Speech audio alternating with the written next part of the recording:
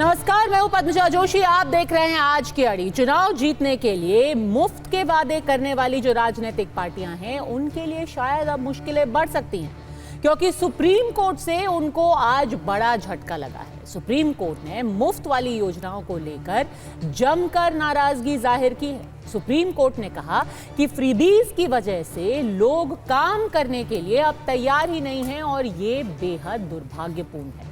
Court ने यह भी कहा कि लोगों को फ्री धनराशि मिल रही है, इसकी वजह से मजदूर वर्ग काम ही नहीं करना चाहता। जस्टिस गवाई और जस्टिस ऑगस्टिन जॉर्ज मसीह की बेंच ने कहा कि सरकार को ऐसे लोगों को मुख्य धारा में शामिल होने के लिए प्रेरित करना चाहिए ताकि विकसित राष्ट्र का निर्माण हो। यह पहली बार नहीं है जब कोर्ट ने फ्रीबीज को लेकर के ऐसी सख्त टिप्पणी की है। इससे पहले भी सुप्रीम कोर्ट ने 9 दिसंबर 2024 को केंद्र सरकार के मुफ्त राशन बांटने पर एक सख्त टिप्पणी की थी। उन्होंने कहा था कि कब तक ऐसे मुफ्त राशन बांटा जाएगा, सरकार रोजगार के अवसर क्यों पैदा नहीं कर रही है। इससे पहले कई जनहित याचिकाएं भी कोर्ट में जा चुकी हैं। कुछ लोगों ने तो यहां तक कहा है कि इसको रिश्वत का दर्जा देना चाहिए, रिश्वत का नाम देना चाहिए कि महज वोट पाने के लिए क्यों इस तरह की योजनाओं की घोषणा, और वो भी ठीक चुनाव के पहले की जाती है। पर सवाल यह है कि आखिर बिल्ली के गले में घंटी बांधेगा कौन? क्योंकि एक बार जब ऐसी योजनाएं शुरू हो जाती हैं तो उनको वापस ले लेना भी बहुत मुश्किल है। अगर कोई सरकार ऐसी कोशिश भी करती है, अगर किसी ऐसी योजना की समीक्षा भी की जाती है, तो उस पर लगातार राजनीति, बयानबाजी शुरू हो जाती है। इसे गरीब विरोधी कदम बताया जाता है। तो क्या कोई भी पॉलिटिकल पार्टी, कोई भी राजनीतिक दल आगे आकर के इस बात का अंत करेगा? हमारा देश एक वेलफेयर स्टेट है और ये किसी भी सरकार की, हुकूमत की जिम्मेदारी है कि देश के अंदर जो कमज़ोर वर्ग के लोग हैं, दलित है, पीड़ित है, सामाजिक रूप से पीछे हैं, उनको उनकी सहायता की जाए, उनको उनके पैरों पर खड़ा किया जाए। लेकिन आज क्या हो रहा है? आज ये हो रहा है कि हम उसका राजनीतिक लाभ उठाने की कोशिश करते हैं, वो उचित नहीं है। तो ऐसे में अड़ी के आज के सवाल हैं बिल्कुल सीधे। सुप्रीम कोर्ट की टिप्पणी के बाद फ्री वाली योजनाओं को लेकर के जो सवाल खड़े हुए हैं, क्या उन पर कोई भी पार्टी, कोई भी सरकार गौर करेगी? क्या फ्रीबीज के चक्कर में मजदूर अब काम नहीं करना चाहते? क्या उल्टा इससे नुकसान हो रहा है कि सरकारों को फ्रीबीज योजनाएं अब बंद कर देनी चाहिए? क्या फ्रीबीज सिर्फ चुनाव जीतने का ही टूल बन गया है? और क्या इस टूल से उन्हीं लोगों का सबसे ज्यादा नुकसान हो रहा है जिनके फायदे के लिए इनकी घोषणा की जाती है? प्रदीप भंडारी, प्रवक्ता भारतीय जनता पार्टी के, हमारे साथ जुड़ गए हैं। वरिष्ठ पत्रकार राशिद किदवई भी हमारे साथ जुड़ गए हैं। करण वर्मा थोड़ी सी देर में ही हमारे साथ जुड़ेंगे और अभय दुबे कांग्रेस पार्टी से भी हमारे साथ जुड़ेंगे। तो चलिए शुरुआत आप ही से कर देते हैं।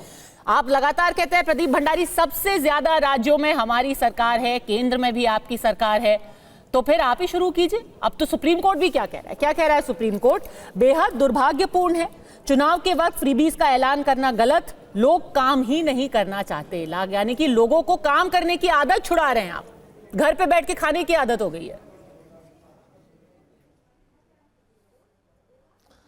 पद्मजा जी, पहले तो मैं कॉन्टेक्स्ट देना चाहता हूं कि जो सुप्रीम कोर्ट ने कहा है, जस्टिस गवाई की ओपिनियन है, वो प्रशांत भूषण जी की एप्लीकेशन पे और पिटिशन के ऊपर है और वो उनकी इंडिविजुअल ओपिनियन है, ना ये कोई जजमेंट है, ना ये केंद्र सरकार के ऊपर टिप्पणी है। Point number 1। पॉइंट नंबर 2, उन्होंने कहा है कि भाई लोग घर पे बैठे हैं। भाई सच्चाई की बात यह है कि आरबीआई के डेटा के हिसाब से 2018 के बाद में 16 करोड़ नए लोग वर्कफोर्स के अंदर आए हैं।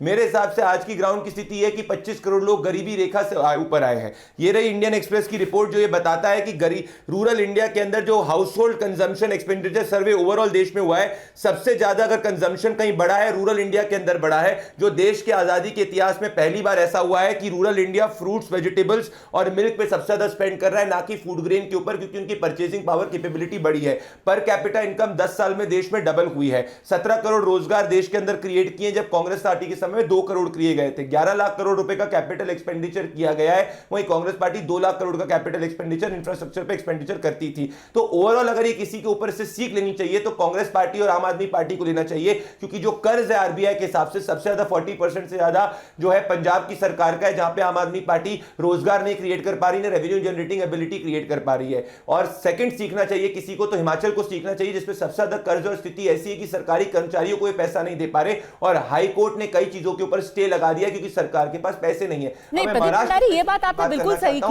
कही है कि किसी एक सरकार के खिलाफ ये टिप्पणी नहीं है, ये सारी सरकारों, सारी पार्टियों के खिलाफ टिप्पणी है, क्योंकि वो कह रहे हैं कि जब जब सरकार किसी को इस तरीके से मुफ्त अन्न देती है, मुफ्त पैसा देती है, घर पर उनको कहती है हम फ्री सिलेंडर देंगे, हम आपको 16,000 रुपए देंगे, हम आपको 18,000 रुपए देंगे, बेरोजगारी भत्ता दे देते हैं, तो फिर लोग काम नहीं करते हैं। और आपने आरबीआई रिपोर्ट का हवाला दिया, मैं भी आपको एक और आरबीआई रिपोर्ट दिखा देती हूं। उस आरबीआई रिपोर्ट 2018 की आरबीआई रिपोर्ट है और उसमें क्या लिखा था कि मनरेगा की वजह से अब लेबर नहीं मिल रहा है, यानी कि ज्यादातर जो खेत में काम करने वाले लोग थे अब उनको मनरेगा का पैसा मिलता है तो वो खेतों में काम ही नहीं करने जाते। और ये तो मैं अपने निजी जो मेरा एक्सपीरियंस है उससे मैं आपको बता सकती हूं। जब जब इलेक्शन के लिए हम जाते हैं, गांव में आप घूम लीजिए, जिसके पास भी जरा सी जमीन है वो कहते हैं हमें काम करने के लिए, हमें बुआई करने के लिए लोग नहीं मिलते, क्योंकि सब उनको घर पे बैठ के मिल रहा है पैसा। और अब ये कोर्ट भी कह रहा है और आरबीआई भी कह रहा है। पहली बात मैं मनरेगा के स्पेसिफिक बताना चाहता हूं। अगर आप देखेंगे कि मनरेगा के रिस्पेक्ट में जो डिमांड ग्रोथ है वो कम डाउन हुई है, क्योंकि लोग अल्टरनेट एवेन्यूज ऑफ एम्प्लॉयमेंट में जा रहे हैं। तो इस बार भी जो ऑपोजिशन का क्रिटिसिज्म यही था कि भाई मनरेगा के उसमें उतना ग्रोथ नहीं है, वो लॉजिकल है, क्योंकि जब इकोनॉमी ज्यादा बढ़ेगी तो मनरेगा के पर्सपेक्टिव से ज्यादा ग्रोथ नहीं होगी, because MNREGA at the end of the day is distress labour. So point number 1। Point number 2, लोग इकोनॉमी के अंदर कार्य करने आ रहे हैं। 16 करोड़ नए लोगों को वर्कफोर्स के अंदर एंट्री मिली है। मुद्रा लोन दिया गया है 3 लाख करोड़ से ज्यादा का, जिसमें 30% ज्यादा एससी एसटी कम्युनिटी के लोग आते हैं। तो फैक्ट्स ये बताते हैं कि ज्यादा नए लोग काम करने के लिए आ रहे हैं और इसीलिए हम टॉप 5 अर्थव्यवस्था के अंदर है। स्पेसिफिक अगर मैं बात करना चाह रहा हूं तो सुप्रीम कोर्ट भी ये नहीं कह रहा, सुप्रीम कोर्ट ये नहीं कह रहा कि भाई कोई केंद्र सरकार हो गई या कोई राज्य सरकार हो गई वो इस वक्त फ्रीबी के चक्कर में। अरे प्रदीप भंडारी, ये बीजेपी वर्सेस कांग्रेस वर्सेस आम आदमी party versus AIADMK versus DMK नहीं है, ये जनता बनाम राजनीतिक दल है। जनता पूछ रही है कि भाई, जैसे कि सुप्रीम कोर्ट ने कहा है, और मैं अभय दुबे जी से वही सवाल मैं आम आदमी पार्टी से भी वही सवाल नहीं। पद्मजा जी, अगर कोरोना काल होगा, 10 सेकंड, अगर कोरोना काल होगा तो सपोर्ट देना पड़ेगा, कोरोना काल तो खत्म हो गया ना, देना पड़ेगा। क्यों दे रहे हैं आप? Unprecedented situation. अरे जो कोरोना काल में आपने मुफ्त का राशन शुरू किया था, अब तो कोरोना खत्म हो गया, अगर कोई 3 साल हो गए, क्यों मिल रहा है मुफ्त का राशन? चोट लगेगी पद्मजा जी, हम सब लोग वेल ऑफ लोग हैं, हम लोग सब वेल ऑफ लोग हैं। जो गरीब है वो गरीब है, उसको जब चोट लगी है तो उसकी चोट के घाव को भरने में समय लगेगा। तो ऐसा तो नहीं है टर्नर है, तो वो समय तो देना पड़ेगा। हम गरीब हितैषी सरकार है, हम कांग्रेस और आम आदमी पार्टी जैसे नहीं है कि गरीबी हटाओ की बात करते हैं और गरीबों को गरीबी रेखा से ऊपर नहीं लेके आते। हमने 25 करोड़ गरीबों को गरीबी रेखा से भी ऊपर लेके आए। तो हम वेल्थ क्रिएशन में विश्वास रखते हैं, साथ में 1 लाख स्टार्टअप्स भी हमने क्रिएट करे। तो हम सुप्रीम कोर्ट की इंडिविजुअल ओपिनियन है, प्रशांत भूषण जी से इसको सीख लेनी चाहिए। अच्छा, सबकी इंडिविजुअल ओपिनियन है, पर वो ओपिनियन आप पे ही इतने अप्लाई करती है। नहीं, पहले सारे राजनीतिक दल से मैं सवाल पूछ लेती हूँ। अभय दुबे, चलिए आप इस बात का श्री गणेश कर लीजिए। आपकी हिमाचल में सरकार की हालत ये हो गई कि आप सैलरी नहीं दे पाए, पेंशन नहीं दे पाए, और उसकी तो कितनी चर्चा हुई, टॉयलेट टैक्स लगने लग गया। आप ही शुरुआत कर दीजिए। अब तो सुप्रीम कोर्ट भी कह रहा है, क्या कह रहा है सुप्रीम कोर्ट? आप फ्री राशन दे रहे हैं, बिना कुछ किए पैसे दे रहे हैं, हम आपकी परेशानी समझते हैं और सराहना करते हैं, लेकिन क्या ये अच्छा नहीं होगा कि आप ऐसे लोगों को मुख्य धारा का हिस्सा बनाएं और उन्हें देश के विकास का हिस्सा बनाएं? अंग्रेजी में एक कहावत है, give a man to fish he will eat once, teach him to fish he will eat every day. उसको मछली पकड़ना सिखाइए, मछली उसके घर में उसकी थाली में मत परोसिए। अभय दुबे जी। पद्मजा जी, पूरे शो के दौरान आप हिमाचल प्रदेश में किस मंथ की सैलरी हमने नहीं दी, इसको निकाल कर रखिएगा। मैं बहुत जिम्मेदारी से बात कर रहा हूं, क्योंकि मुख्यमंत्री ने प्रेस कॉन्फ्रेंस लेके डेटा रिलीज किया था कि ना सिर्फ सैलरी हमने दी है, जबकि जो ओल्ड एज लोगों के एरियर्स थे 400 करोड़, वो भी उस समय दिए जब ये अक्टूबर का जिक्र कर रही थी, जहां पे आप सैलरी देर से आई थी, पेंशन नहीं दे पाए थे और टॉयलेट टैक्स की बात आई थी। सुन लीजिए ना, मैं तो कह रहा हूं निकाल के रखिएगा, आपके चैनल से कहिए कि वो निकाल के रखे। दूसरी बड़ी बात, अब आपने बात कही मनरेगा की कितने पैसे दिए जाते हैं पता है आपको? प्रधानमंत्री जी किस प्रांत से आते हैं? उत्तर प्रदेश से। कितनी मनरेगा की मजदूरी है जानती हैं? 237 रुपीज पर डे, 237 रुपए। कौन काम करता है 237 रुपए में? कैसे घर चलेगा उसका? इन्होंने कहा 25 करोड़ लोगों को हमने गरीबी रेखा से, पॉवर्टी से, मल्टी डायमेंशनल पॉवर्टी इंडेक्स। एक बार पूछिए प्रधानमंत्री जी से कि सर्वे कब हुआ वो? तो वो सर्वे हुआ है 2019 से 21 के बीच में, national family health survey, national family health survey 5। उस नेशनल फैमिली हेल्थ सर्वे 5 में जब पूरे विश्व में लोगों की आमदनी घट गई, खाने के पैसे नहीं थे, मजदूरों को दर बदर की ठोकरें खिलाई, तब ये कहते हैं कि 25 करोड़ लोगों को हमने गरीबी से ऊपर ले आए। ये मल्टी डायमेंशनल पॉवर्टी इंडेक्स की रिपोर्ट 19 से 21 की है। मैं पूछना चाहता हूं, ये कॉन्टेक्स्ट क्या था? ये कॉन्टेक्स्ट था कि सुप्रीम कोर्ट में मुकदमा है गरीबों के घर का, कि घर कब पूरे होंगे। देश के प्रधानमंत्री जी से पूछिए कि 1,20,000 रुपए गरीबों के घर के, बेशर्मी है। सर, आप फिर से इसे बीजेपी वर्सेस कांग्रेस बना रहे हैं।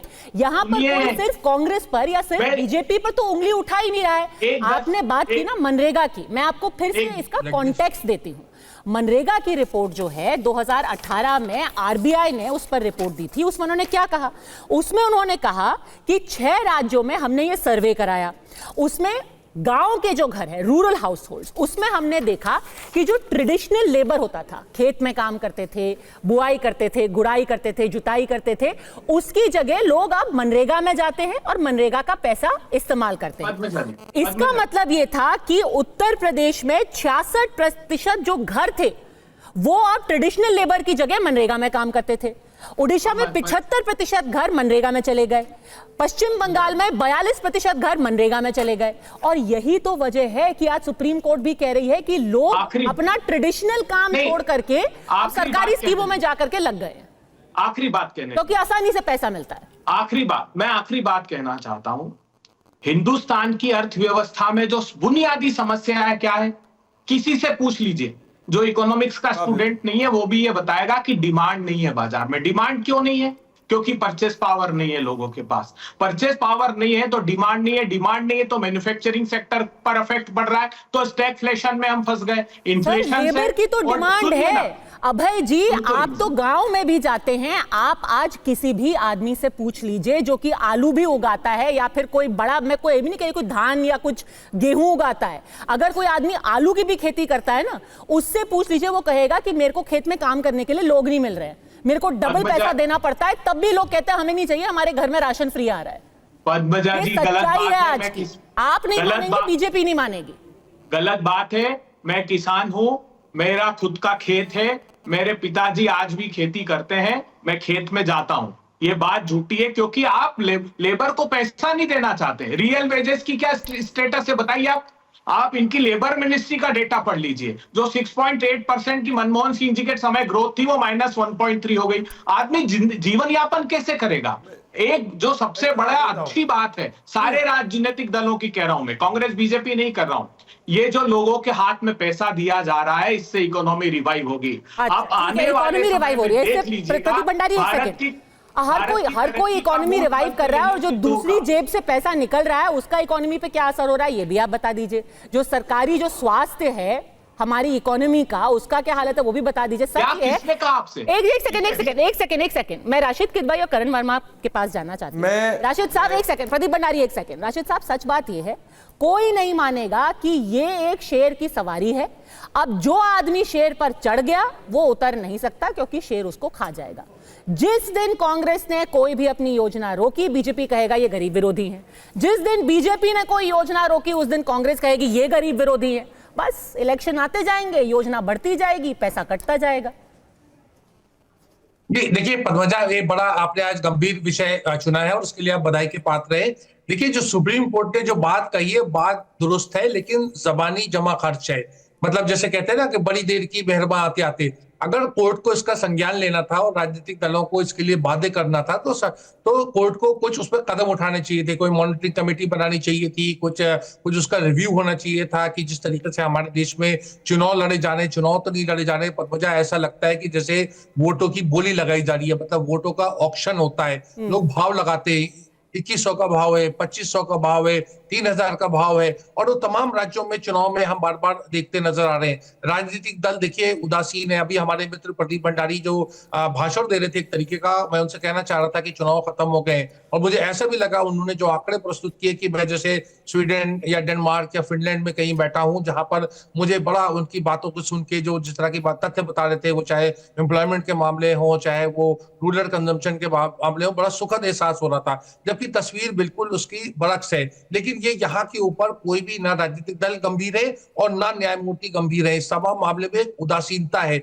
हम केवल एक संवाद कह करके अपना एक, जैसे मैंने कहा, जबानी जमा खर्च पूरा करना चाहते हैं और फिर वापस, क्योंकि जो सारी की सारी मामला उठा हुआ है। मोदी जी ने कहा कि रेवड़ी कल्चर नहीं होना चाहिए, रेवड़ी कल्चर समाप्त होना चाहिए, और फिर वो बड़े मतलब गर्व से या घमंड से या जैसा भी आप कहें, वो कहेंगे कि हम इतने करोड़ों लोगों को हम फ्री अनाज दे रहे हैं। क्या ये आजाद भारत में फ्री अनाज इतना मिलना चाहिए? और फिर बात आती है कि कांग्रेस ने नहीं किया, तो कांग्रेस के तो 11 साल हो चुके हैं वो उसको सत्ता से बाहर किए हुए। तो ये तमाम बातें हैं, कोई राजनीतिक दल गंभीर नहीं है, और उसमें कांग्रेस ने जो पहले किया वो अपनी जगह है। लेकिन आज भाजपा भी जो है, जो मौलिक समस्याएं हैं उसका नागरिकों की, उसका कोई समाधान नहीं है। कोर्ट खुद, पद्मजा केवल एक बात, तो कोर्ट पर भी मैं टिप्पणी करना चाहूंगा, कोर्ट दूसरे के अधिकार क्षेत्र में जरूर बात कर रहा है। अपने 5 करोड़ केस पेंडिंग है, 5 करोड़ केस पेंडिंग है, उसके लिए उसका कोई सरोकार नहीं है। अमीर आदमी होता है, फट से उसकी पिटीशन लग जाती है और सुनवाई हो जाती है। गरीब आदमी जो है, हजारों लाखों लोग बेल के 20-20 हजार के मुचल के देने के वंचित है, और वो अदालतों में, वो मतलब जेल में सड़ रहे हैं एक तरीके से, उनके जीवन बिल्कुल। और लोग ऐसी बातें करने से बचते हैं। कई लोग तो ये भी पूछ रहे हैं करण वर्मा कि कोर्ट को ही शायद खत्म कर देना चाहिए, क्योंकि अगर राजनीतिक दल इसमें कोई पहल करने से बच रहे हैं क्योंकि उनको लगता है कि उसका नुकसान उन्हें होगा, सुप्रीम कोर्ट आज कहे कि बंद कीजिए, बस अब कोई ऐसी रेवड़ी नहीं बटेगी। पर फिर ऐसा अगर होगा तो फिर सारी योजनाएं बंद हो जाएंगी, सारी स्कीम्स बंद हो जाएंगी। 1992 से जो मद्रास में, उस वक्त जो मद्रास हुआ करता था, तब मुफ्त शिक्षा दी जाती थी, तो क्या उसको भी रेवड़ी मानेगा? कौन ये फैसला करेगा? पर कहीं तो हम मानेंगे ना कि अति हो गई है, बंद कीजिए। पद्मजा जी, मुझे ज़रा सिलसिलेवार तरीके से कुछ सवालों का जवाब देने दीजिए। आपने बहुत अच्छे सवाल आज उठाए और सबने उठाए हैं। आपने बात करी सुप्रीम कोर्ट की, और आपने बात करी कि फ्री फूड ग्रेन्स, आपने प्रदीप भंडारी जी से पूछा। मैं आपके दर्शकों को बता दूं, 12 अगस्त 2010 को सुप्रीम कोर्ट ने उस समय की यूपीए सरकार से कहा कि फूड ग्रेन्स गोडाउन में पड़े सड़ रहे हैं, डिस्ट्रीब्यूट देम फॉर फ्री, इन्हें फ्री बांटिए जनता को। 12 अगस्त 2010 को उस समय के जो एग्रीकल्चर मिनिस्टर थे शरद पवार जी, उन्होंने मना कर दिया। उन्होंने कहा मैं नहीं बांटूंगा फ्री, चाहे जो कर लीजिए। 3 सितंबर 2010 को सुप्रीम कोर्ट ने कहा यह मेरा आदेश है। उसके बाद भी इन्होंने नहीं माना। मैं तो कहता हूं इसको रेवड़ी माना ही नहीं जा सकता अगर हम फूड ग्रेन्स दे रहे हैं। आज हमारे फूड कॉर्पोरेशन इंडिया के जो गोडाउन्स हैं जिनमें पड़े फूड ग्रेन्स सड़ रहे थे, वो आज गरीबों के काम आ रहे हैं। इससे बड़ा पुण्य का कोई काम ही नहीं हो सकता। इसकी तो कंप्लीट फिस्कल सेंस है। इसको तो रेवड़ी की श्रेणी में डालने का कोई मतलब ही नहीं होता, पहली बात। दूसरी बात, हमारे अभय दुबे जी पूछ रहे थे कि भाई कौन सा महीना था जिसमें हिमाचल में सैलरी की दिक्कत थी। मैं उनको बता दूं, 3 सितंबर 2024 को सीएम सुक्खू साहब ने कहा कि आज मुझे बहुत दुख है कि सैलरीज देने में डिले हो गया है, और इसके प्रायश्चित में मैं और मेरी कैबिनेट अगले 2 महीने तक सैलरी नहीं लेगी। झूठ बोल रहे हैं 3 सितंबर, ये झूठ बोल रहे हैं। एक एक करके अभय जी, अब आपके पास आओ। बिल्कुल झूठ बोल रहे हैं। 3 सितंबर 2024 की खबर है, पढ़ लीजिए सारे अखबारों को। नहीं, खबर का नाम नहीं लेना चाह रहा अलग चैनल। ये सुनिए, झूठ बोल रहे हैं। सुक्खू जी ने एक इनोवेटिव आइडिया अगर ये बोलेंगे ये गलत बात है। मैंने इनकी पूरी बात ध्यान से सुनी। अभय दुबे जी, देखिए ये जनता, मैं बार-बार यही कह रही हूँ, मैं बार-बार यही कह रही हूँ, ये जनता की अदालत है और ये जनता वर्सेस पॉलिटिकल पार्टीज है। तो पूरी बात सुन लीजिए, फिर अपना बचाव दीजिएगा। हाँ, जनता चेक कर सकती 3 सितंबर 2024 में, बिना तथ्यों के नहीं बात करता हूं। दूसरी बात, आपने एक बात पूछी कि कहां पर अति हो गई है। अति होती है जब हम कर्नाटका और हिमाचल जैसे कुछ एग्जाम्पल देखते हैं। आज कर्नाटका में पद्मजा जी, इस वर्ष जो इंफ्रास्ट्रक्चर स्लैश किया गया है कर्नाटका जैसे राज्य में, वो है 28%। 77,000 करोड़ से ये 52,000 करोड़ आ गए 24-25 के लिए। आप सोचिए जरा, एक राज्य को आगे बढ़ने में अगर हम इंफ्रास्ट्रक्चर पे इस कदर स्लैश करेंगे, क्या हम उन्नति कर सकते हैं? क्या वो राज्य आईटी का एक क्षेत्र बन सकता है हमारे लिए? अच्छा। नहीं बन सकता। ये एक दिक्कत है। इन्फ्लेशन कितनी हो गई वहां पर। हाँ। अगर इन्फ्लेशन और इंफ्रास्ट्रक्चर को आप कंट्रोल में रख रहे हैं तो सशक्तिकरण के लिए बिल्कुल दे सकते हैं पैसे, पर अगर वो नहीं है तो आपको कोई हक नहीं बनता कि मिडिल क्लास का गला घोट दें, इन्फ्लेशन हाथ ऊपर निकल जाए डबल डिजिट और आगे बढ़ जाए। अच्छा। फिर एक छोटी सी बात और, अभय दुबे जी ने एक बात कही कि डिमांड नहीं है हमारी इकोनॉमी में, डिमांड की कमी है। मैं इनको बता दूं, मूडीज ने साफ कहा G20 इकोनॉमीज में भारत आज वेल पॉइज्ड है बिकॉज वहां डिमांड बहुत है। डिमांड के 3 पैरामीटर होते हैं भेजी, purchasing manager index, auto sales और क्रेडिट ग्रोथ, तीनों में डबल डिजिट ग्रोथ हुई है। इसलिए यह बिल्कुल गलत है तथ्यात्मक रूप से कि डिमांड की प्रॉब्लम है। डिमांड की नहीं है, इस समय कुछ जगहों पे सप्लाई की है, इसीलिए फ्रीबी ऐसे देना जरूरी नहीं है ताकि हमें लेबर मिल सके काम को करने के लिए। तो ये बताइए, अति और मिडिल क्लास से मुझे अचानक ही याद आ गया, दिल्ली में 2 महीने 3 महीने पहले तक आप कह रहे थे कि अरविंद केजरीवाल जो योजना दे रहे हैं उससे पहली बार दिल्ली रेवेन्यू डेफिसिट में जाने वाला है। फिर आपने खट से 1 महीने बाद अपने मैनिफेस्टो में कहा हम 2500 रुपए महिलाओं को देंगे। तो अब तो शर्तिया जाएगा ना रेवेन्यू डेफिसिट में दिल्ली। तो सब चंगा सी तो नहीं है करण वर्मा, ये भी तो अति है ना। बिल्कुल, दिल्ली कि जो राज्य रेवेन्यू डेफिसिट में जा रहा है उसको आपने धकेली दिया। सही कहा आपने, बिल्कुल सही कहा।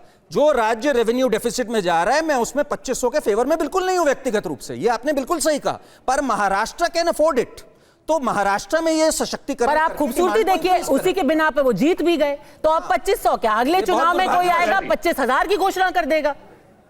बिल्कुल, ये दुर्भाग्यवश है, मेरा मानना। मैं इत्तेफाक रखता हूं। ठीक है, इससे कोई इत्तेफाक नहीं रखता। पहले अभय दुबे, आप जनता की अदालत में अपना बचाव कीजिए, फिर प्रदीप भंडारी आप दिल्ली पे भी थोड़ा सा समय बिताइएगा। हाँ, अभय दुबे जी, आप हिमाचल का ब्यौरा बताइए।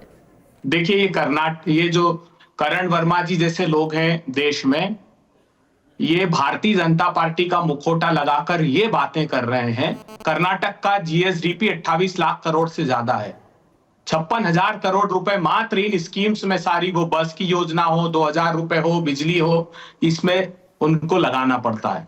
और ये जो कह रहे थे 2013 में फूड सिक्योरिटी एक्ट कांग्रेस लाई थी, 2 और 3 रुपए किलो चावल और दाल, चावल और गेहूं, ये कांग्रेस पार्टी ने 86 करोड़ लोगों को खाने का अधिकार दिया, जो 2 और 3 रुपए सिर्फ मुफ्त दे रहे हैं।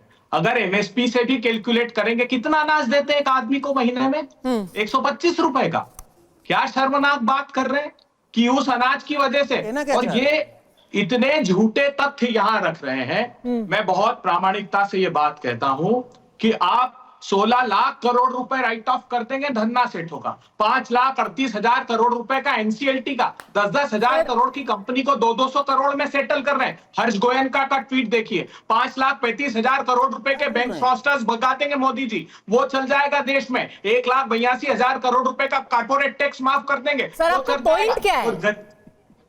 देखिए, इकोनॉमी को रिवाइव करने का, भविष्य का भारत याद रखेगा। ये जो मोदी जी रेवड़ी रेवड़ी चिल्ला रहे थे, इन्हीं रेवड़ियों से भारत तरक्की के रास्ते पर आगे बढ़ेगा। एक आदमी 1,600 करोड़ रुपए रोज कमा रहा है, तो किसान की आमदनी 27 रुपए प्रतिदिन रह गई है। अच्छा। ये मैं नहीं कह रहा हूं, एनएसएसओ के सर्वे ने बताया। सर, ये बता दीजिए कि कर्नाटका में अभी सब कुछ मिला करके, कुछ नहीं बोला इन्होंने। हाँ, कर्नाटका में सब कुछ मिला करके कितना पैसा खर्च करती है सरकार? 56,000 करोड़ रुपया, 56,000 करोड़। 56,000 करोड़ वो खर्च करते हैं सिर्फ अलग अलग योजनाओं पर। उसके अलावा 80,000 करोड़ आपका जाता है सैलरीज पर, 32,000 करोड़ जाता है आपका पेंशन पर, 40,000 करोड़ जाता है आपका इंटरेस्ट पे। यानी कि करीब करीब 2 लाख करोड़ आपकी सरकार खर्च करती है। और इसीलिए आपके एक मंत्री ने वहां पे कहा कि जितने भी विकास के कार्य हैं सर, और आपके मंत्री ने कहा, बीजेपी ने नहीं कहा, सुप्रीम कोर्ट ने नहीं कहा, करण वर्मा ने नहीं कहा, आपके मंत्री ने कहा हमारे पास विकास कार्यों के लिए फंड्स ही नहीं है, एमएलए फंड नहीं है हमारे पास। देखिए एक बात सुन लीजिए, ये ह्यूमन कैपिटल है। ये जो छोटी बुद्धि के लोग हैं, वो कैपिटल इन्वेस्टमेंट क्या होता है? ह्यूमन कैपिटल नहीं है सर। ह्यूमन कैपिटल से पगार नहीं आती ना। सुनिए, अगर आप सरकारी कर्मचारी को पगार नहीं दे पाएंगे तो ह्यूमन कैपिटल का क्या करेंगे? पद्मजा जी, ये जो रेवेन्यू एक्सपेंडिचर निकालती ना, उसमें सब्सिडीज भी होती है, वो सिर्फ वेतन नहीं होता, ये ध्यान रखिएगा। जब भी हम रेवेन्यू एक्सपेंडिचर की बात करते हैं तो उसमें सब्सिडीज इंक्लूड होती है। और मैं कह रहा हूं कि आरबीआई किसी भी स्टेट को जो देखिए, बजट मैनेजमेंट एक्ट के प्रोविजन के बाहर कोई राज्य नहीं खर्च कर सकता। बता दीजिए एक राज्य ने किया हो, उनको जो परमिशन मिलती। ये तो एक नैरेटिव भारतीय जनता पार्टी और मोदी जी ने कांग्रेस शासित राज्यों के खिलाफ और करण वर्मा जी जैसे लोगों को बिठाकर ये सिर्फ क्या कह रहे थे, महाराष्ट्र व्यक्तिगत टिप्पणी नहीं है। अब देखिए, आप अपने सारा गुस्सा, सारे सवाल अब सुप्रीम कोर्ट की तरफ आप डायरेक्ट कर दीजिए। अब करण वर्मा से सवाल उठा रहे हैं, वो तो सुप्रीम कोर्ट आज सवाल उठा रही है। बताइए प्रदीप भंडारी, वो भी ह्यूमन कैपिटल बना रहे हैं, आप भी ह्यूमन कैपिटल बना रहे हैं। धन्ना सेठों को इस पर क्या है उनका? और हमारे नेशनल कैपिटल में पैसा किधर आएगा? सारी ये योजना पद्मजा जी एक करके, पद्मजा जी पहले तो मैं इस देश के गरीबों का हाथ जोड़कर नमन करना चाहता हूं कि इन्होंने गरीब विरोधी कांग्रेस पार्टी को सत्ता से दूर रखा और आज अभय दुबे का गरीब विरोधी चेहरा सामने आ चुका है। एक एक करके जवाब देना चाहता हूं।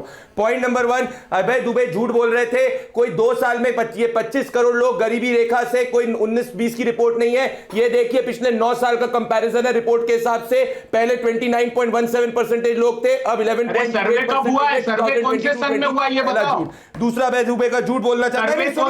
सुनिए जवाब ना, पिछले 9 साल का अभय दुबे सुन रहा था। अब मैं पद्मजा जी, ये तरीका नहीं है। वो जब बोल रहे थे झूठ, उसके बाद आ सकते हैं।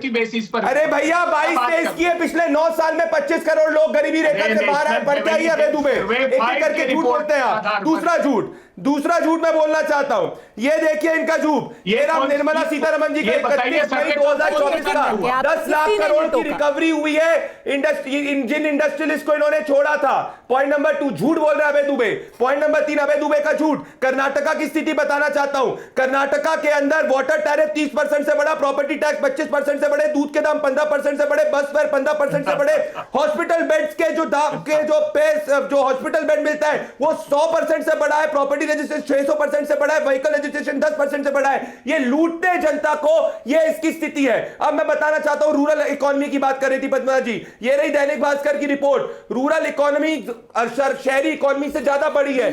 ये रही रिपोर्ट 7 फरवरी 2025 की। गांव में सबसे ज्यादा रूरल ग्रोथ हुई है। एफएमसीजी प्रोडक्ट्स की बढ़ोतरी 10% से हुई है, शहरों के मुकाबले दुगनी। आज गरीब व्यक्ति जो पहले गरीब था, आज गरीबी रेखा से बाहर निकला है। और रूरल एरियाज के अंदर कंजम्पशन ज्यादा बढ़ी है। हाउस होल्ड एक्सपेंडिचर सर्वे के हिसाब से फूड ग्रेन के अलावा मिल्क, फिश, अलग अलग प्रोडक्ट्स पे स्पेंड किया जा रहा है। दिक्कत यही है कि कांग्रेस पार्टी की अर्थव्यवस्था ने हमें बॉटम 5 में लाकर छोड़ दिया था और आज हम टॉप 5 अर्थव्यवस्था के अंदर है। तो अभय दुबे की अर्थव्यवस्था इस देश के गरीब को नहीं चाहिए। और इस देश की डिमांड की बात करते हैं, हमने 12 लाख तक टैक्स में छूट दी है, जिससे डिमांड कैपेसिटी मिडिल क्लास की बढ़े। और हर रिपोर्ट ये कह रही है कि अगर आप देखेंगे कि डिमांड 10 सेकंड का जा रही है, तो अभय दुबे जी गरीबों के विरुद्ध बोलिए, बंद करिए। क्या-क्या काम किया गरीबों के लिए आपने वो सारा बता दिया, जीत गए, आपको बहुत मुबारक। चुनावों की बात नहीं है पद्मजा जी, कांग्रेस पार्टी जन्म से गरीब विरोधी है। पैसा कांग्रेस पार्टी जन्म से गरीब विरोधी है और रहेगी। चुनाव आएंगे जाएंगे, पर हम गरीब के साथ खड़े रहेंगे और इनको एक्सपोज करते रहेंगे। अच्छा ये बताइए, ये मुफ्त का अनाज कब तक चलेगा? कोविड तो खत्म हो गया, मुफ्त का अनाज कब तक चलेगा? 10 सेकंड कब तक? वो हर साल एक्सटेंड होता है। पीआईबी की रिपोर्ट है, आने वाले 5 साल तक चीजें नहीं, ये 5 साल के लिए भी एक्सटेंड हुआ है। गरीब को अगर चोट लगी है तो उस घाव को भरने में समय लगेगा। हमको एक एंटाइटल्ड आर्गुमेंट नहीं देना चाहिए, मैं नहीं कह रहा। ये रही यूनाइटेड नेशंस की रिपोर्ट 7 मई 2024 की, how India's economy has fared very well under Narendra Modi in the last 10 years. इनकी दिखाइए, इनके समय तो इकोनॉमी जो है फ्रेजाइल 5 के अंदर होती थी। बहुत अच्छी बात कही आपने। रुकिए मैं फिर से कहूंगा, आपको पीड़ा सत्ता के बाहर है, पूछिए या उनसे पूछिए की बात नहीं है। आज मैं मिडिल क्लास की तरफ से, लोगों की तरफ से आप दोनों को ही पूछना चाहती हूँ। बहुत अच्छी बात है, इकोनॉमी बहुत अच्छा कर रही है, कोविड से सुधर भी गई है। आपको धन्यवाद करना चाहिए मिडिल क्लास की तरफ से हमें। हाँ नहीं बिल्कुल, कोई तो बोलेगा ना, दिए जो कांग्रेस पार्टी ने बोलेगा टैक्स पेयर्स की तरफ से। इंदिरा गांधी 97% टैक्स पेयर्स की तरफ से कोई तो बोलेगा। अब ये बताइए प्रदीप भंडारी, ये बताइए, आपने मिडिल क्लास को और गरीबों को नमन किया, उन्होंने आपको वोट तो दे दिया। अब ये बताइए इसका पैसा किधर से आएगा? अरे पद्मजा जी, पैसे ही पैसा है। दिल्ली के अंदर अरविंद केजरीवाल के भ्रष्टाचार के अंदर पैसा ही पैसा है, बट हमारा पैसा है। के भ्रष्टाचार से बचेंगे 2026 करोड़ रुपए हमारा जनता का पैसा और जनता में सर्व करेंगे। हम कांग्रेस पार्टी जैसे नहीं है कि प्राइवेट, हाँ तो जनता का पैसा है और जनता में जाएगा। ये राजीव गांधी वाली सरकार नहीं है कि 1 रुपए की जो बात करें और 99 पैसा गरीब पे सब नहीं करें। मोदी जी की सरकार है, 1-1 पाई जनता को देंगे और हम राहुल गांधी की फैमिली को लूटने नहीं देंगे। राशिद किद भाई देखिए, अब वो कह रहे हैं कि पैसा दोनों। 10 सेकंड का, ठीक है 10 सेकंड अभय दुबे। हाँ एक 10 सेकंड। मोदी के परिवार ने कितना लूटा है देश ने देखा है। इलेक्टोरल बॉन्ड का घोटाला देखा हमने, चोरी छुपे 8,000 करोड़ रुपए का डाका डाला है। अरे उस इलेक्टोरल बॉन्ड से आपने पैसे लिए, अबे जी, पूरे देश उस में इलेक्टोरल बॉन्ड से कांग्रेस पार्टी ने पैसे लिए, सबसे ज्यादा तृणमूल कांग्रेस जब झूठ बोलते हैं ना तो आवाज बताइए, इलेक्टोरल बॉन्ड से आपने कितना पैसा लिया? मैंने इनसे सीधा सवाल ये पूछा कि बता दीजिए, देखो 25 करोड़ लोगों का सर्वे आखिर कोई 1 साल 2 साल 14% तक बैंक एनपीए थे, हम 3.2% कम करके आ गए। ठीक है, ये चर्चा इलेक्टोरल बॉन्ड की नहीं है। इस समय में बैंक के नॉन परफॉर्मिंग एक सेकंड था, हमारे समय 3%। अभय जी, प्रदीप जी, एक सेकंड। फ्रॉड करते हैं राशिद साहब, ये जो राशिद साहब, जब नेता कह रहे हैं कि हम ह्यूमन कैपिटल बना रहे हैं, 70 साल बाद ऐसा हुआ था कि रूरल कंजम्पशन कम हुआ था हिंदुस्तान। देखिए, घाव है, घाव भरने में वक्त लगता है। एक वक्त था जब जयललिता ने जब ये पूरा मॉडल शुरू किया था, जब डीएमके ने एआईडीएमके ने तमिलनाडु में मॉडल शुरू किया था और काफी हद तक ये काम भी किया था, तब उन्होंने कहा था हम खाना मुफ्त देंगे स्कूलों के अंदर, तो लड़कियां आना शुरू हुई, गरीब तबके के लोगों ने अपने परिवार, अपने बच्चों को भेजना शुरू किया। फिर जयललिता ने, ममता बनर्जी ने, कई और मुख्यमंत्री ने कहा लड़कियों को हम साइकिल देंगे ताकि लड़कियां निकल करके बाहर आए। तो अब बीजेपी कांग्रेस भी दोनों कह रहे हैं कि हम लोगों के हाथ को मजबूत कर रहे हैं, इसको रेवड़ी ना देखा जाए। और ये सुप्रीम कोर्ट की अपनी व्यक्तिगत टिप्पणी हो सकती है, पर उनको जो जमीनी हकीकत है उसका आभास नहीं है। पद्मजा, पहले हमें ये देखना होगा, देखिए पैसा, जैसे मनमोहन सिंह ने कहा था कि पैसा पेड़ पे नहीं उगता, ये पैसा कहां से आ रहा है? ये पैसा तो सरकार का, टैक्स पेयर का या जीएसटी का जो कलेक्शन होता है वही पैसा है। और वही पैसा तो कुछ भी चीज फ्री में बिल्कुल नहीं होती। जो हम कह रहे हैं कि फ्री लंच दिया, फ्री, वो हमेशा उसका कहीं ना कहीं प्रावधान होता है, वो कहीं से कटौती करके ऐसे पैसा खर्च किया जाता है। मेरी पद्मजा, मैं अर्थशास्त्री नहीं हूं, मेरा समझ में नहीं आता, मैं आपकी तरह एक सामान्य नागरिक के हिसाब से बोल रहा हूं कि क्यों ये तमाम सुख सुविधाएं, चाहे वो शिक्षा की बात हो, चाहे वो खान पान की बात हो, चाहे और चाहे की दवा इलाज की बात हो, वो सरकार एक रूटीन में तमाम नागरिकों को क्यों नहीं दे सकती? जो उसके संविधान से वो बाध्य है, जो उसकी बात करते हैं, जिसके ऊपर कसम खाते हैं, जो मंत्री बनते हैं, जिस संविधान की, उस संविधान में सबके लिए प्रोविजन है। अब हम उसमें स्पेशल कैटेगरी बनाते हैं कि साहब महिलाओं को हम इतना देंगे, फलाने को इतना देंगे, एक कैटेगरी बिलो पॉवर्टी लाइन, तमाम तरह के हमने उसमें कैटेगरीज बनाई है। और उस कैटेगरी के जरिए एक छलावा है, धोखा है, पैसा जो है वो तमाम देश की संपत्ति होती है, उसी को कुछ लोगों को देख के बाकी तमाम लोगों को खुश करने की कोशिश करते हैं। और आज जीएसटी काल में हर आदमी, हम 5 रुपए का अगर हम पार्ले जी का बिस्किट भी खरीदते हैं तो हर आदमी, चाहे वो अमीर हो चाहे गरीब हो, हर आदमी उस पर जीएसटी का टैक्स भरता है। वो टैक्स लाखों करोड़ों अरबों की संपत्ति है, एजुकेशन से हम दे रहे हैं, तमाम तरह के हम टैक्स दे रहे हैं। और सरकार, और उसमें राज्यों का, एक बात खत्म कर देते हैं, और उसके राज्यों का बुरा हाल है। हर राज्य का, मध्य प्रदेश उसके ऊपर 35,000 रुपए से ज्यादा का एक व्यक्ति के ऊपर कर्जा है। और यहाँ पे राष्ट्रीय फिगर भी बताइए, राष्ट्रीय फिगर में भी हर एक साल जो लगातार है कि आप चिल्लाते रहेंगे कि आपने संवेदनशीलता का अभाव है। आप कह रहे हैं कि सब कुछ अच्छा चल रहा है, सब कुछ सुखद चल रहा है, आप अपने दाएं पे नहीं संवेदनशील है, आप गलत बात कर रहे हैं, मेरे ऊपर मत थोपे। आप दाएं बाएं नहीं देख रहे, एक दो राजनीतिक दल के अलावा जमीन पे जाइए। जीएसटी कौन पास करता है? जीएसटी काउंसिल पास करता है, जिसमें कम्युनिस्ट भी है, कांग्रेस भी है, सब है। जीएसटी का हम लेके आए थे, जीएसटी हमने इंप्लीमेंट किया था, कांग्रेस पार्टी ने इसको बात करी थी। हाँ, सबका समान अधिकार, सबकी समान योजना। करण वर्मा, जरा हमारे जो किदवई जी थे, ये जरा संवेदनहीनता की बात कर रहे हैं। मैं इनको बताना चाहता हूं संवेदनहीनता होती क्या है। 30 जुलाई 2020 को एक आरटीआई पड़ती है गोविंदन नामपूथरी जी की, वो कहता है 40,000 टन, उसके जवाब में आता है फूड आज भी पड़ा सड़ रहा है एफसीआई में। ये 5 गुना ज्यादा होता था जब राशन बंटना नहीं शुरू हुआ था। आपके क्या हिसाब से यह संवेदनशीलता थी कि राशन पड़ा हुआ सड़ रहा है? कोर्ट बार बार आदेश दे रहा है 2010 में। इस सरकार ने अगर उस राशन को बांटा, करण जी आपने ये कैसे निकाल लिया कि मैं उसको जस्टिफाई कर रहा हूं? इनको ब्यूरोक्रेसी अभी भी है, पढ़ना लिखना जरूरी है। अभय जी ने एक बात कही, 1 मिनट जरा पद्मजा जी, 16 लाख करोड़ मोदी जी ने माफ कर दिए। सोचिए आप जरा, इनको ये नहीं पता राइट ऑफ क्या होता है, वेव ऑफ क्या होता है, मतलब बेसिक इकोनॉमिक्स की समझ नहीं। राहुल गांधी ये बात समझ में आता है, तो वो रिकवर कर रहे हो, उन्हीं की तरह हो चुके हैं। वो रिकवर किए, बिल्कुल पढ़ाई लिखाई से कोई कोसों दूर तक रहना। 16 लाख करोड़ में 10 लाख करोड़ रिकवर तक हो चुका है। आपने वहां तक एनपीए की हालत बचा दी और कर्नाटका की बात कर रहे हैं। आज उनको पढ़िए NCLT के कर्नाटका स्कैम को। स्टेट रोड कॉर्पोरेशन है, उसमें कितना लॉस है आपको पता है? 300 करोड़ का नुकसान है। एक तरफ से देते हैं ये कि महिलाओं के लिए फ्री में, उधर से 20% हाइक कर देते हैं। एक तरफ से इन्फ्लेशन रिडक्शन पैसा देते हैं। कर्नाटक के लोगों देखिए, कर्नाटका तीसरे नंबर पे। अबे जी बीच में मत बोलिए प्लीज, बीच में मत बोलिए। एक तो आपको पता नहीं है, ऊपर से बीच में बोलना है। वापस आ गए। हिमाचल का जवाब नहीं दिया आपने। सुक्खू जी की 3 सितंबर का जवाब दीजिए। वापस आ गए। लेट हुआ हूं सैलरी देने में, जवाब दीजिए अगर हिम्मत है तो। अंडरस्टैंड मत किया करिए, थोड़ा तथ्यों से बात करिए यहाँ पर। करण वर्मा, ये खबरों को पढ़ के मत आया करो चैनल पर। अरे मैं पढ़ के आता हूं, विधानसभा सुनो, राहुल गांधी के ट्वीट पढ़ के नहीं आता हूं।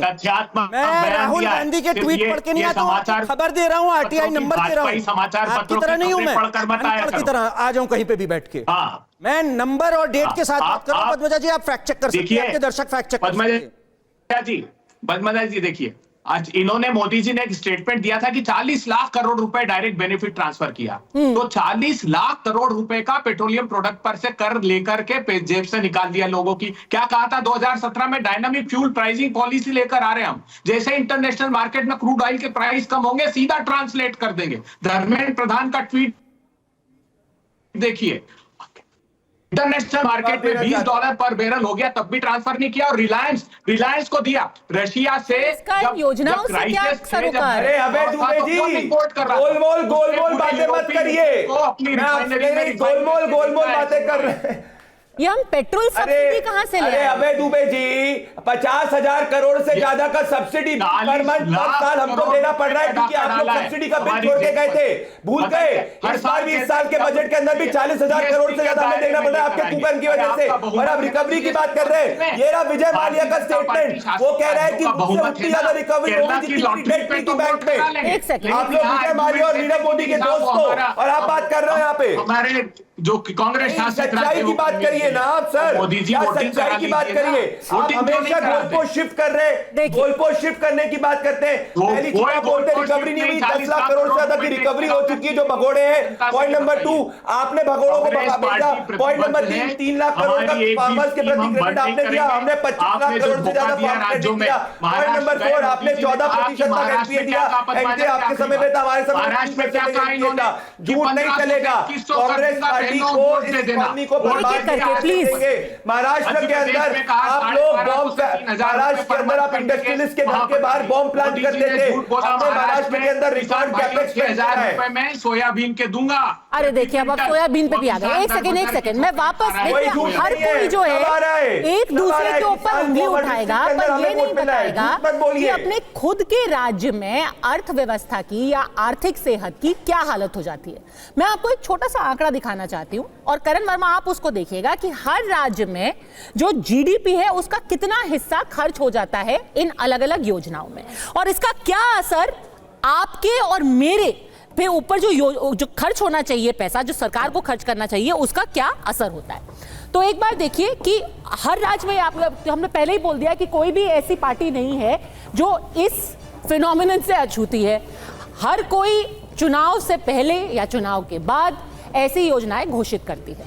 तो शुरुआत करते हैं मध्य प्रदेश से। लाडली बहना वहां हर कोई जानता है। 3.5 लाख करोड़ से ज्यादा राज्य पर कर्जा पहले से ही है, और लाडली बहना स्कीम का अतिरिक्त भार पड़ता है फिर राज्य के ऊपर। अब अगला देखते हैं महाराष्ट्र। वहां लाडकी बहना को रेप्लिकेट किया गया। राज्य पर पहले से ही कर्ज चढ़ा हुआ है 7.5 लाख करोड़ से भी ज्यादा। फिर एक नजर डाल लेते हैं कर्नाटका, हिमाचल वगैरह में। कर्नाटक में 5 गारंटी उन्होंने दी, 6.5 लाख करोड़ का राज्य के ऊपर कर्जा चढ़ा हुआ है। पंजाब की बात करें, मुफ्त बिजली वहां मिलती है, बस यात्रा है, 3.5 लाख करोड़ से भी ज्यादा है। ये तो हमेशा के लिए नहीं चल सकता ना करण वर्मा, किसी को तो इसकी शुरुआत करनी पड़ेगी, या उनको कहना पड़ेगा कि हम फला योजना को अब बंद कर देंगे। चलिए अब इस योजना की शायद जरूरत नहीं है, या फिर ये हमेशा के लिए ही इन्फिनिटी तक ये चलता ही रहेगा। करण वर्मा, नहीं, आप बिल्कुल ठीक कह रही हैं पद्मजा, इस बात पे मैं इत्तेफाक रखता हूं कि एक स्टेज पे हमें रोकना पड़ेगा। और ये जो आपने आंकड़े दिए, मैं इनमें एक चीज़ जोड़ना चाहूँगा। ये आपने आंकड़े रॉ दिए कि कितने लाख करोड़ खर्च हो रहा है। हमें ये देखना होगा कि उस अर्थव्यवस्था का हाल क्या है इस समय। जैसे पंजाब में आज डेट टू जीडीपी करीब करीब 50% तक इंच कर रहा है, 45% के ऊपर हो गया। तो इवन दो जो हम नंबर देख रहे हैं 3.5 लाख करोड़, वो बहुत बड़ा नंबर है। मतलब वहां पे अफोर्ड ही नहीं हो सकता। जिस राज्य में अब ये हालत हो गई है कि हम खर्चे नहीं दे सकते, लोगों को सैलरीज नहीं दे सकते, वहां पे तो ये पाप है करना बिल्कुल, और ये स्टेट को डुबो देगा। केरला ने अभी अभी सुप्रीम कोर्ट में कहा है कि हम करीब करीब बैंकरप्सी की ओर हैं। तो ये बात समझनी होगी, पहले खुद बैंकरप्सी तक जाएंगे, फिर सेंटर पे ठीकरा फोड़ेंगे, कहेंगे हमें आप बोरो करना है, आप हमें दे नहीं रहे हो। तो ये बिल्कुल रुकना चाहिए। ये जनता से भी आना चाहिए पद्मजा जी। अगर जनता ऐसी हो जाती है कि हर बात पे उनको रेवड़ी चाहिए या फ्रीबी चाहिए, रेवड़ी वर्ड वैसे मॉन्टेक सिंह आलूवालिया लेके आए थे सबसे पहले, तो इस पे फिर जनता को भी एक फैसला करना है। हम नहीं उस होता ना पार्टी करण के लिए वर्मा, करेंगे जो विकास की काम करे। ये बहुत अनपॉपुलर व्यू है, पर सच बात ये है कि एक वक्त पे प्रधानमंत्री ने कहा था गिव इट अप। उन्होंने कहा था कि भाई गैस सब्सिडी लोग स्वेच्छा से गिव अप कर दे। कितने लोगों ने गिव अप कर दिया? ऐसा तो नहीं है कि सारे लोगों ने गिव अप कर दिया। अगर आप किसी को कोई योजना देंगे, मुफ्त का कुछ मिलेगा, लोग अपनी मर्जी से नहीं छोड़ेंगे। तो शुरुआत कहां से होगी? चलिए, हर किसी की उंगली उठे यहाँ पे। आप बताइए पहले, प्रदीप भंडारी, आपकी योजनाएं कांग्रेस की योजनाओं से बेहतर कैसे हैं, जबकि कर्जा तो आपके राज्यों पे भी है, महाराष्ट्र पे भी है, मध्य प्रदेश पे भी है, हाँ कर्नाटका पे भी है, हाँ पंजाब पे भी है, पर आपके राज्यों पे भी तो है कर्जा। पद्मजा जी, आज की तारीख में यूनाइटेड स्टेट्स ऑफ अमेरिका पे $32 ट्रिलियन से ज्यादा की डेट है। आपको जो आंकड़ा देखना चाहिए वो फिस्कल डेफिसिट पर जीडीपी का देखना चाहिए, जिसमें पंजाब सबसे खराब है, हिमाचल सबसे खराब है, बंगाल सबसे खराब है, और ये सब केरला सबसे खराब है, क्योंकि इनके पास रेवेन्यू नहीं है डेट को सर्विस करने का। अब महाराष्ट्र की बात करते हैं। महाराष्ट्र का आरबीआई का आंकड़ा है कि फिस्कल डेफिसिट टू जीएसडीपी का रेशियो 3.2% से कम होना चाहिए। महाराष्ट्र में वो 2.5% से कम है। महाराष्ट्र सरकार का जो बजट है वो 7 लाख करोड़ का बजट है। Maharashtra has the ability to generate revenue. तो बोरोइंग एज एसेंस गलत नहीं होती अगर आप बोरोइंग को सर्विस करना, डेट को जाते हैं। कांग्रेस पार्टी ने क्या करा था? कैपिटल एक्सपेंडिचर नहीं करा था, देश की अर्थव्यवस्था को ऐसी कर दी थी कि फ्रजाइल 5 इकोनॉमी में आना पड़ा था। तो हम इंदिरा गांधी वाली सरकार नहीं है जो 90% टैक्स जो है वो मिडिल क्लास पे लगाती। हम मोदी जी वाली सरकार है जो 12 लाख तक का मिडिल क्लास पे टैक्स छूट देती है, 25 करोड़ गरीबों को गरीबी रेखा से बाहर निकालती है, जो कांग्रेस पार्टी कभी नहीं कर पाई।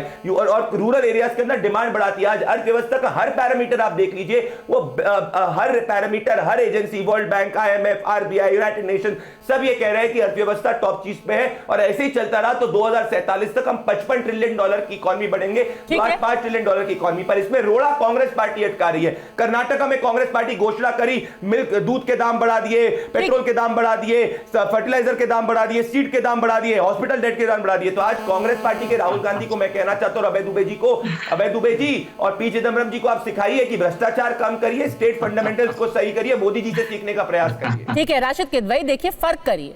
वो कह रहे हैं कि हमारे राज्यों में फंडामेंटल, और ये रहा मध्य प्रदेश का जीडीपी बढ़ता हुआ, ये रहा मध्य प्रदेश का जीडीपी बढ़ता जा रहा है। ये आपने जो डेटा दिया, ये देखिए कांग्रेस के समय में और जीडीपी में कितना फर्क है। आपने जब आईना दिखाया राज्यों का, आईना दिखाया आपने, भाजपा और कांग्रेस और तमाम राजनीतिक दलों के राज्य शामिल हैं, तो प्रदीप भंडारी जी डगमगा गए और कहने लगे कि साहब हमारी कमीज पे जो धब्बे हैं वो कम गंदे हैं। अगर यही लॉजिक है और यही रैशनल है तो ये तथ्य उनको मुबारक हो, इस पे कोई बहस हो ही नहीं सकती। अगर हम कह दें कि साहब हमारे यहाँ गरीब तो है, लेकिन वो गरीब तो है, वो ऊपर से नहीं पढ़ रहे हैं। मध्य प्रदेश में इस समय कांग्रेस को क्यों नहीं कॉल आउट कर रहे हो? 30,000 रुपए का कर्जा है और पूरे देश में भी ऐसा है। अब वो देखें, वो जापान और अमेरिका की बात करने लगे। प्रदीप जी, आप एक पैमाना तय करें। मान लीजिए, देखिए तमाम राजनीतिक दल गड़बड़ कर रहे हैं। ये एक तरीके का जो फ्रीबीज का, जैसे पद्मजा ने शुरुआत में भी कहा, एक बड़ा, और इसकी कोई अर्थशास्त्री कोई इसका जस्टिफिकेशन दे नहीं सकता कि आमदनी 38 और खर्चा जो है रुपया, उसको कैसे करेंगे आप? ये फ्रीबीज कहां से फंड करेंगे? इस बात को आपको तस्लीम करना चाहिए। सुप्रीम कोर्ट ने उन्होंने ऐसे बयान नहीं दे दिया है, वो भी गंभीरता से दे रहे हैं। मेरा उनसे सिर्फ शिकायत ये है कि उसमें उन्हें कोई बंदिश लगानी चाहिए, और यही चर्चा का विषय होना चाहिए कि इलेक्शन कमीशन और तमाम लोग जो है वो इसके ऊपर कोई बंदिश लगाए ताकि ये रुके। आपके हिसाब से तो सब सही है, और तो सब सही है तो आप रोना किस बात का रो रहे हैं? तो आप मान रहे हैं कि जो कांग्रेस कर रही है वो भी रेकलेस मैं राशिद पॉलिटिक्स भाई आपका ट्विटर हैंडल देख रहा हूं। नहीं, मैं राशिद भाई ये रहा आपका ट्विटर हैंडल। आप बताइए, आपने कब कांग्रेस पार्टी ने जब 6,000 रुपए न्याय का वादा करा था 2019 चुनाव के पहले, कब आपने इसको क्रिटिसाइज करा था? ये रहा आपका ट्विटर हैंडल, मैंने पूरा खंडेर किया। आपने एक भी बार राहुल गांधी को क्रिटिसाइज नहीं किया। नहीं, व्यक्तिगत की बात नहीं कर रहा, बात कर रहा हूं। अगर आप प्रिंसिपल फ्रीबी के खिलाफ है, ये रहा आपका ट्विटर हैंडल। थोड़ा सा आपको रोकिए, क्योंकि इस वक्त तस्वीरें आ रही हैं प्रधानमंत्री मोदी पेरिस से निकल रहे हैं। इमैनुअल मैक्रोन उनको छोड़ने के लिए व्यक्तिगत तौर पर आए हैं, पर्सनली सी ऑफ करने के लिए आए हैं। हाल फिलहाल में जो तस्वीरें सामने आई हैं फ्रांस से, पेरिस से, उसमें जो दोनों के बीच में करीबी रिश्ते हैं उसकी तस्दीक की गई है, जिस तरीके से दोनों के बीच में दोस्ती है। और इस बार सी ऑफ करने के लिए भी इमैनुअल मैक्रोन, और अब वो अपना जो दूसरा लेग है इस यात्रा का, यूएस के लिए निकल रहे हैं, अमेरिका के लिए निकल रहे हैं। वहां पर काफी भारी भरकम एजेंडा है उनके सामने, किस तरीके की डिफेंस डील्स होने वाली हैं। कई ऐसे क्रिमिनल्स भी हैं जो इस वक्त अमेरिका में छुपे हुए हैं, उनको लेकर के भी ऐसी खबर आ रही है। इसके बारे में हम आगे आपको बताएंगे टीवी 9 भारतवर्ष पर कि किस तरीके से एक डॉजियर देने की तैयारी है डोनाल्ड ट्रंप एडमिनिस्ट्रेशन को। भारत एक डॉजियर देगा, और जो लोग, जो भगौड़े कई सालों से अमेरिका की धरती पर छुपे हुए हैं, उनको क्या अमेरिका जल्द ही वापस भेज सकता है। ये ताजा तस्वीरें फ्रांस से निकलते हुए प्रधानमंत्री मोदी। ठीक है, प्रदीप भंडारी, आप कुछ बात कह रहे थे, अपनी बात पूरी कीजिए। और रशीद किदवई। मैं राशिद जी की बहुत इज्जत करता हूं, बहुत ही ज्यादा सीनियर पत्रकार है, बहुत ही ज्यादा न्यूट्रल बात करते हैं, बहुत उनके कॉलम्स देश और दुनिया पढ़ती है। मैं उनसे अपने अल्प ज्ञान में वृद्धि चाहता हूं। राशिद भाई, आप मुझे जरा बता दीजिए, जब राहुल गांधी 2019 चुनाव के पहले हर महीने 6,000 रुपए दे की बात कर रहे थे और फ्रीबी की बात कर रहे थे, कब आपने as a principle stand freebie के अगेंस्ट लिया था? मैं जरा अपने अल्प ज्ञान की वृद्धि करना चाहता हूं, क्योंकि अभी आप बहुत प्रिंसिपल बात कर रहे हैं, तो जरा आप मुझे बता दीजिए। ये आपका मुझे नहीं दिख रहा, मैं पढ़कर सीखना चाहता हूं सर आपसे। ठीक है राशिद साहब, आपका स्टैंड। और भैया देखिए, एक तो पहली बात, मेरे मित्र जो पत्रकार रह चुके हैं एक निजी टिप्पणी कर रहे हैं। मेरा जो लिखने का है और जो मैंने वो करा, मैं कोई अर्थशास्त्री नहीं हूँ, राजनीति के बारे में लिखता हूँ, और जो मैं आज कह रहा हूँ उसका संज्ञान नहीं ले रहे। मैं कह रहा हूँ कि जो अर्थव्यवस्था हमारे देश में जो पनपी है और जो इकोनॉमिक रिफॉर्म्स के बाद में उससे गरीबों का फायदा नहीं हुआ है, और उस पर ये फ्रीबीज का जो तड़का लगाया गया है देश के लिए घातक है, और यही सुप्रीम कोर्ट कह रहा है। सुप्रीम कोर्ट को लेकिन इसको कोई क्वालिफाई करके कोई बंदिश लगानी चाहिए, इलेक्शन कमीशन को, राजनीतिक दलों को पहल करनी चाहिए। प्रदीप भंडारी जी गोल पोस्ट शिफ्ट करके वो मेरे ऊपर आ गया कि साहब मैंने 2019 में क्या कहा या क्या नहीं कहा। 25 करोड़ लोग गरीबी रेखा से ऊपर कैसे आए? और बातें आप भला हुआ बात करिए, आप अपने तब्बों को जस्टिफाई कर रहे हैं, आप करते रहे, आप आइए मेरे साथ, आपको मिलवाऊंगा। कर्ज का सिलसिला बंद होना चाहिए, सब लोग मानते हैं, जब भी मानते हैं। आपकी धारणा यह है कि भाजपा इस समय सत्ता में है, इसलिए आपको ये मुश्किल लग रहा है कि आप उसको कहें कि जो सुप्रीम कोर्ट ने कहा है वो सही कहा है। भाजपा की बात नहीं, हम गरीब की बात कर रहे हैं। ठीक है अभय दुबे जी, साथ में 100 किलोमीटर ट्रैवल करिए, मैं आपको गरीब मिलवाऊंगा जिनका परिवार की स्थिति बेहतर हुई है। आप चलिए मेरे साथ। अभय दुबे जी, किसकी हालत और हालात ज्यादा खराब है, वो तो सारे आंकड़े हमने दिखा दिए हैं, वो जनता खुद ही फैसला कर लीजिए। मैं आपसे एक छोटी सी बात पूछना चाहती हूँ। महाराष्ट्र का अगर हम उदाहरण ले लें, अभी यहाँ पर 3 ऐसी योजनाएं हैं जो कि सरकार कह रही है हम उनको रिकंसिडर करेंगे, क्योंकि शायद इनको फेज आउट करने का वक्त आ गया है। उनमें से एक तीर्थ यात्रा योजना है, एक शिव भोजन थाली योजना है। आपको तो इसका समर्थन करना चाहिए ना, कि अगर हाँ पेपर में छपा है, क्या हुआ? प्रदीप भंडारी अपना हाथ हिला रहे, क्या हुआ? आप उसको फेज आउट नहीं करने वाले? नहीं, पेपर में छपा था। जी गलत है ये, बताइए। नहीं, मैंने पढ़ी है रिपोर्ट, ये 10 क्लैरिफाई कर देने दीजिए, क्योंकि पेपर में यही छपा था। कोई गवर्नमेंट का ऑफिशियल स्टैंड नहीं है। एक एक करके एक्सप्रेस की 2 दिन पहले की रिपोर्ट है, ये मेरे पास में, ये कोई सोर्स बेस्ड रिपोर्ट है, ये ऐसा कोई योजना नहीं बंद होने वाली। अच्छा चलिए, वो इसको भी नकार रहे। चलिए, तो ये भी योजना चालू रहेगी, जो हमें लग रहा था थोड़ा खर्चा कम हो जाएगा, वो भी नहीं होगा। ये सोर्स बेस्ड रिपोर्ट है। पर अगर ऐसा कुछ होता है तो क्या आपको समर्थन नहीं करना चाहिए अभय दुबे? देखिए, भारतीय जनता पार्टी के प्रवक्ता और भारतीय जनता पार्टी के समर्थक दोनों लोगों को कर्नाटक की जनता, केरला की जनता, हिमाचल की जनता, पंजाब की जनता ध्यान से सुने। ये आमादा हैं सारी इन स्कीम्स को बंद कराने के लिए। इनके सारे वक्तव्यों को देखिएगा। ये स्थितियां उत्पन्न क्यों हुई पद्मजा जी? अभय जी, आमादा तो सुप्रीम कोर्ट है, 3 बार नोटिस दे चुके हैं, 3 बार टिप्पणी कर चुके हैं, पर वो बस आमादा ही है, उसके आगे कुछ नहीं कर रहे। अब आप इनकी तरफ से तो मत बोलिए, मुझे मैं बोलने तो जनता दीजिए। की तरफ से बोल रही हूँ सर। 10 सेकंड में इंटरप्ट कर देती हैं। दर्द तो बोलने जनता को दीजिए। होता है। चलिए आप ही बोल लीजिए फिर जनता की तरफ से, बोलिए, मेरी तरफ से भी आप बोल लीजिए। नहीं बोलिए सर, बोलिए। ये स्थितियां उत्पन्न क्यों हुई, देश के लोगों को गौर से सुनना चाहिए। जब 60 और 70 रुपए का पेट्रोल और डीजल मोदी जी ने 100 रुपए के पार कर दिया, जब 400 रुपए का गैस का सिलेंडर 1000 रुपए के पार कर दिया, जब 60 और 70 रुपए की दाल और तेल, देश के लोगों को गौर से सुनना चाहिए। 25 मिलियन टन दाल की आवश्यकता होती है, 25 मिलियन टन का प्रोडक्शन हिंदुस्तान में है। फिर 230 रुपए 200 रुपए तक कैसे दाल पहुंच गई? दो बड़े व्यापारियों ने पल्स एसोसिएशन ऑफ इंडिया से समझौता किया, आर्टिफिशियली ये बड़ी मात्रा में होल्डर्स के हवाले देश को कर दिया, और दाल और तेल के प्रधानमंत्री का भाषण सुनिएगा। सर, दाल और सब्जियों की कीमत कम हुई है सर। देखिए इनके बीच में नहीं बोला था दाल की कीमत कम हुई देखिए है। अभय जी, अगर ये पहले- पॉलिटिकल पॉइंट स्कोरिंग होती है ना तो कुछ प्रोडक्टिव निकल करके नहीं आता है। हम तो यही पूछ रहे थे कि दोनों पार्टियां कर रही हैं, सुनिए, दोनों कुछ उपाय सोच सकते हैं। आप भी क्रिटिसाइज कर दीजिए, नहीं बात छोड़िए, आप बोलना ही नहीं देना चाहते कि क्या पॉलिटिकल स्कोरिंग हो गई क्या ये? जी पॉलिटिकल पॉइंट स्कोरिंग है। हम तो सीधे सीधे कह रहे हैं कि अगर कोई योजना, अच्छा बताइए, अगर कोई योजना अब काम की नहीं रही है, क्या उसको खत्म नहीं कर देना चाहिए?